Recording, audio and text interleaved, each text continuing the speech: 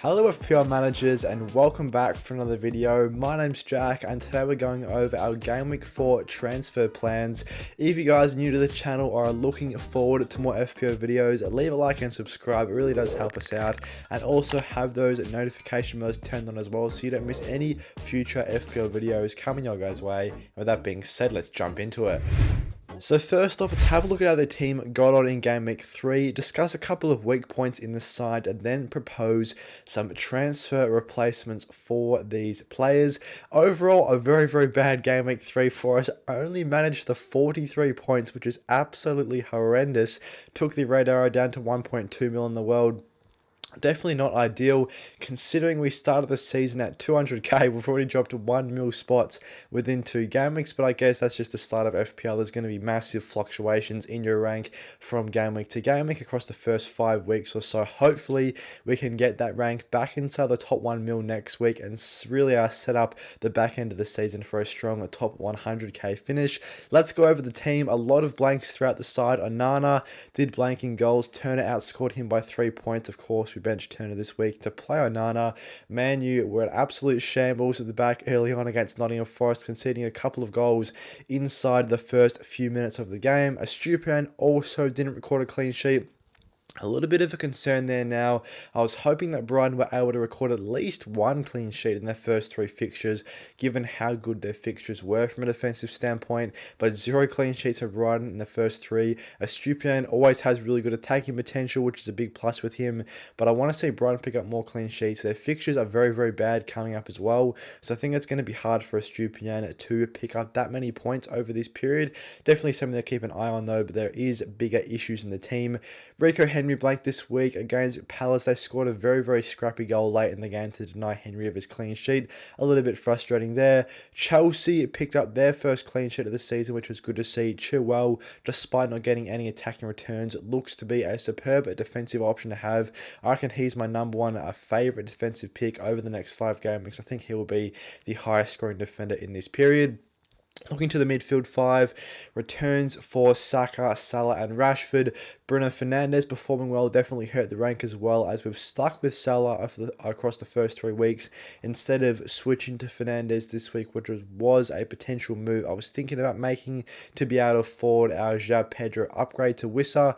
We did not opt to make that move, and unfortunately Fernandes did significantly outscore Salah this week, and has also put up nearly double the expected goal involvements that Salah's put up to start the season. So that is also a potential move that I'm looking to make, is to bring in Fernandes, considering how good he's been this season. Otherwise, a 3rd consecutive blank for Eze means he's on the chopping block for a transfer out as well, and seeing so many good options around his price point right now, I really do want to look to move him on fairly shortly. Buemo did blank, as did Wissa, their first blanks of the season, so not too much of a concern there.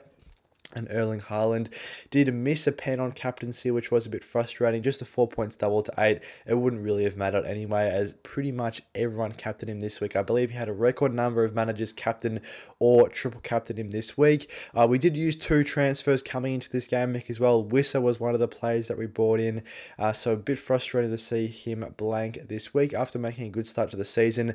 But let's go over some potential replacements for some players in the team as we look to improve the squad for Game Week 4 and get back inside that top 1 mil. So there definitely are a few issues around the team right now, but my number 1 and biggest issue is Eberechi Eze. He has blanked in each of his first 3 games. Saying that though, he has put up some pretty strong underlying numbers.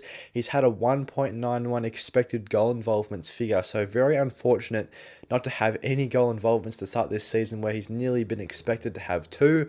If he had a goal or an assist to start the year, I definitely wouldn't be thinking about moving him on.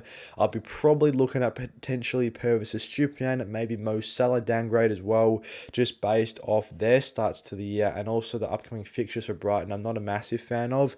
So Estupiñán definitely one that I could potentially look to transfer out, especially considering how bad Brighton's defensive form has been this season. But Eze right now is my current player that I'm looking to replace, but fortunately there are a lot of really good replacement options around his price point, which I can fairly easily afford within 1 transfer. If not, I could roll the transfer this week, have a downgrade elsewhere in the squad, potentially go Salah to Fernandes, which I was discussing, and then afford a bigger upgrade as well.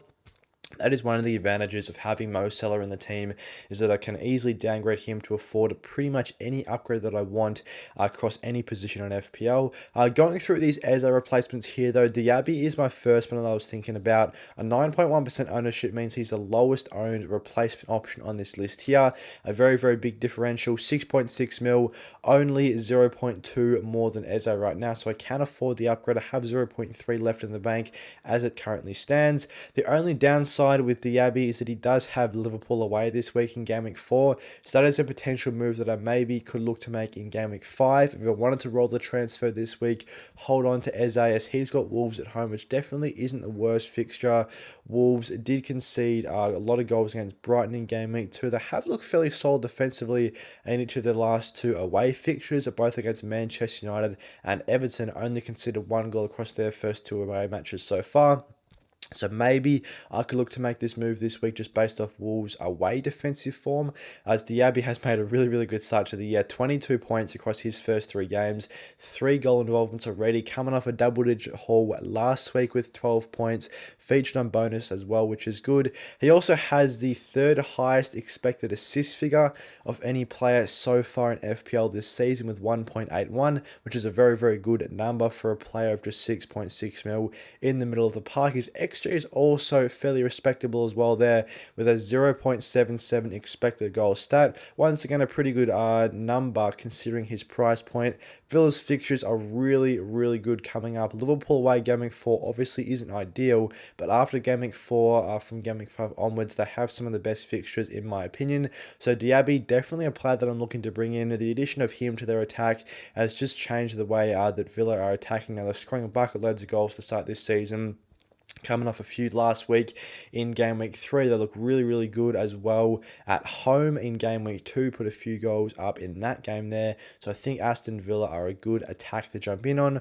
Watkins is definitely a player that I'm also looking to bring in from around Game Week 5 onwards. So if I get in on that Aston Villa attack for a little bit cheaper with Diaby, that could be a really, really good value option there. James Maddison at 7.7 as well. He is one of my midfield picks that I'm looking at the most to be able to bring in. I can't quite get him in this week as I only have 0.3 left in the bank, but if I downgrade someone else in my team to upgrade a midfielder to Maddison, definitely a move that I could consider making, as he's made such a good start to life at Spurs. Got himself another return in Game Week 3.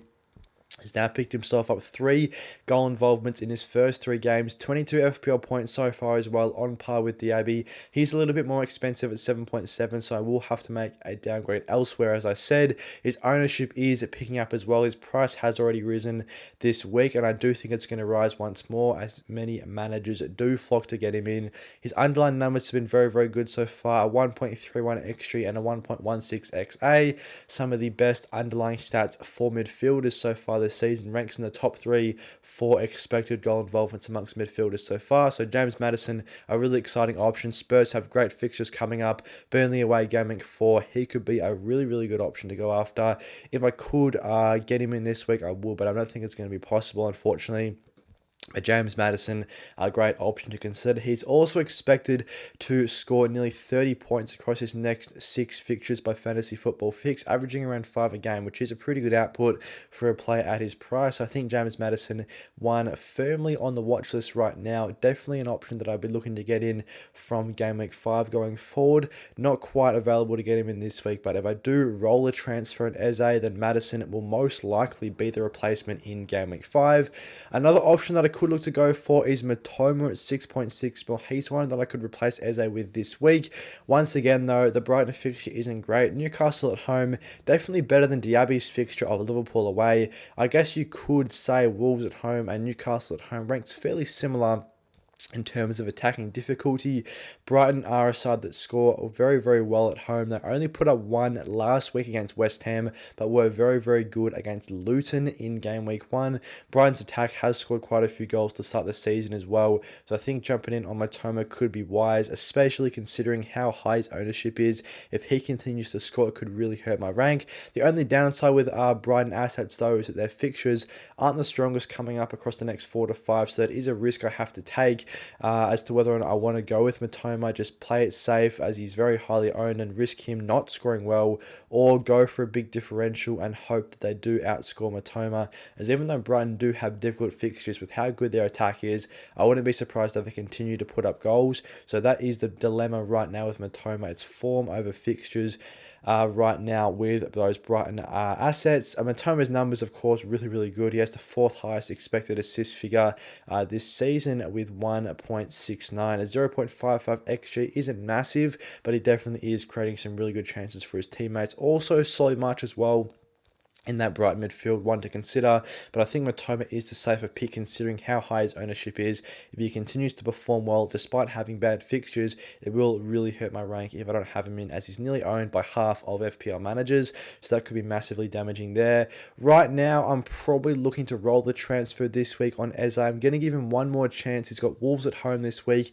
If he blanks 4 games in a row, then I think that's it. I cut him off, and I look to bring in one of these 3 replacements in game week 5. Maddison, if I can afford him by the time game week 5 comes around, is probably my top pick right now, as I'm not a massive fan of Matoma's fixtures despite him having a high ownership. Diaby has also made a really good start, but I think Maddison could be more consistent across the season, so that's why I'm leaning towards Maddison, even though he is coming in at a higher price point. That will obviously require me to make a downgrade elsewhere in the squad, whether that's Marcus Rashford down to one of these 3 midfielders here, that's also an option, or I could do Mo Salah down to either Fernandez or one of these other mids here as well. That'd give me plenty of money to make upgrades elsewhere in the team.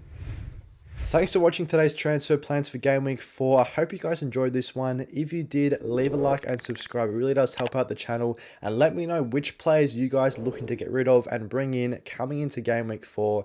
We also have those notification bells turned on as well, so you don't miss any future FPL videos. And with that being said, I'll see you guys in the next one.